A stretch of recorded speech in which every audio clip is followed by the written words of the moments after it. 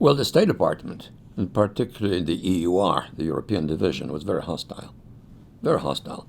But once the president spoke, that was it. And everyone knew that at that moment, Johnson was intending to run again. So that was the end of discussion. Now, what did happen, however, was that the effect of Johnson's speech had a very significant electrifying impact on Central Europe. And remember, that generated the Prague Spring.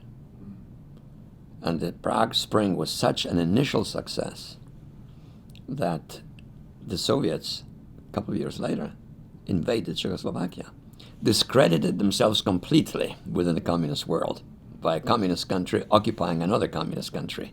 Dubček, remember, the liberalizer and so forth. That was, in a way, a preview of what will happen later. And it did happen later, but 20 years later.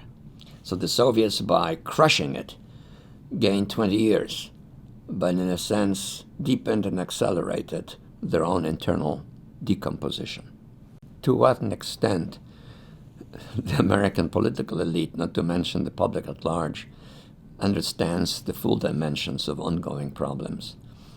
Look, we're talking in the midst of the Syrian war, of uncertainties in the American-Iranian relationship, of the possibility of the Israeli-Palestinian peace process collapsing, of the Middle East as a whole exploding in violence, and within a year, as we disengage from Afghanistan, that's spreading throughout Southwest Asia and into Central Asia.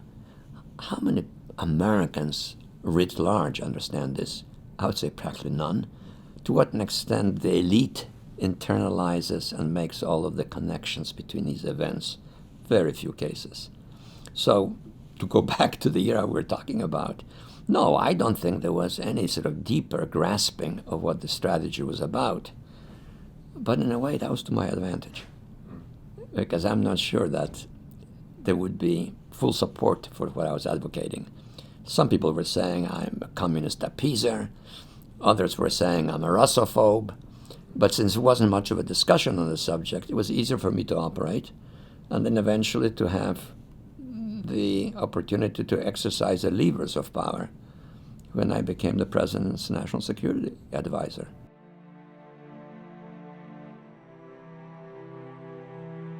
You know, after being Hubert Humphrey's advisor and having gotten a great deal of press on it and so forth, and with Henry ensconced and being successful, and therefore the label of a sort of foreigner American no longer a liability.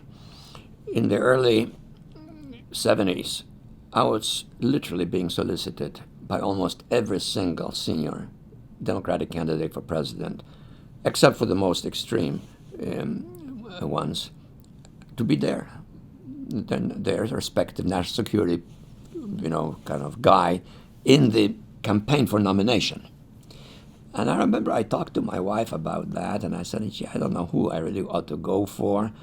And then I told her that I attended a meeting in Tokyo at which Governor Carter spoke, and I was very impressed by him, and he seems congenial, and seemed to be kind of eager to pick up my ideas. So she said to me, well, why don't you support him? Don't calculate. Just, if you feel that way, go for him. And send him some money. And I sent him a check. It wasn't a very large check, I have to say. Not a very large check at all. And within days, I got this enthusiastic letter from, dear Zbig, to your dear Zbig, from Jimmy, and telling me that we're friends and that he wants me to work for me more full-time. And I started reading the papers that I was his foreign policy advisor, which I, of course, did with enthusiasm, and I tried to do as best I could to help him. And I did help him very much in his, I think, very decisive debate with Ford, where Eastern Europe came up. And Ford made this slip of saying, well, Eastern Europe is sort of not a Soviet-dominated series of satellites and stuff like that. And once he said that, I said to myself, we've got him. And I immediately urged Carter to really make an issue out of this, and he did. And Ford really looked very bad, as if the President of the United States didn't know who controlled Eastern and Central Europe. And then, of course, was the question whether I would get the job or not. And there were a number of people who opposed me in the democratic establishment. Maybe they thought another person with sort of some similar traits to Henry would not be the right person or what.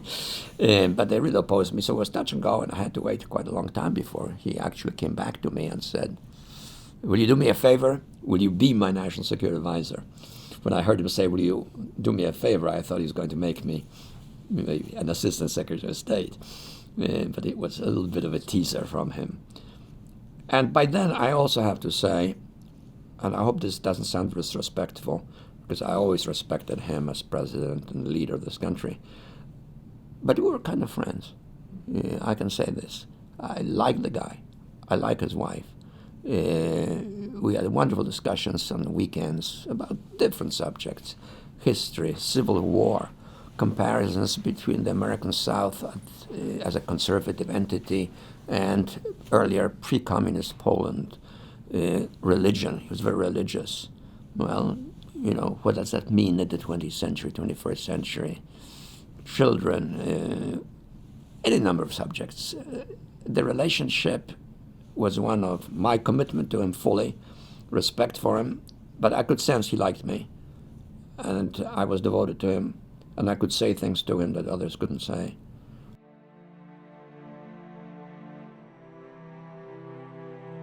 Well, my daily routine was that I would go to the office early, sometimes 6:30 or 7 o'clock in the morning. I would be the first person to see the president, and I had the responsibility of briefing the president on the events that pertain to world affairs of the day and more generally. So I would bring him the intelligence report from the CIA, which sometimes was brought to presidents by heads of CIA, and they would do the briefing, but the president had me do the briefing. I would amplify it by some additional information, either from the State Department's intelligence reports, or maybe even some cables that were deciphered and which had information that would be of interest to the president. I would brief him on the meetings of the day that will pertain to foreign affairs, some of which he would have to participate in. I would preview with him what might be raised in these meetings and what direction decisions might move. Or I would tell him that I would be chairing some of these meetings with the Secretary of State, Secretary of Defense, the CIA guy, and preview with him the positions I would take. And then we would discuss whatever else there was, pertaining to foreign affairs in terms of politics or visitors or trips that the president would have to take. That would be the sort of first meeting of the day for me with the president. I had the right to go to see him anytime I wanted. And, of course, he would call me on the special phone that I had in my office, the only one that would ring, and that would be from him. And that would happen several times a day. And then the day would be punctuated by a number of meetings, either with him in charge and me present sitting next to him, or me chairing, but also reading papers sent to him by the Secretary of State, the Secretary of Defense, and the CIA chief. I once estimated that I would get about 300 pages of that a day. And I had to go through that very quickly and decide then how much of that would go to the president, namely he should really read it, and how much of that I could dispose of by going back to the point of origin and indicating what the president's decision was, either because I asked him or because I knew what it would be.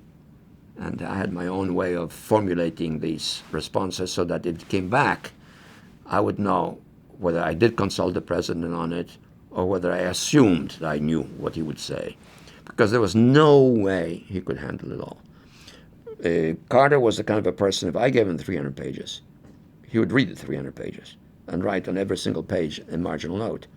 And it would be a disservice for me to dump that on him because he had also reports from the other cabinet members, then the political people, then demands of his time connected with domestic politics, sometimes trivial in nature but yet necessary, so that the pressures of time were one of the overwhelming problems that one faced.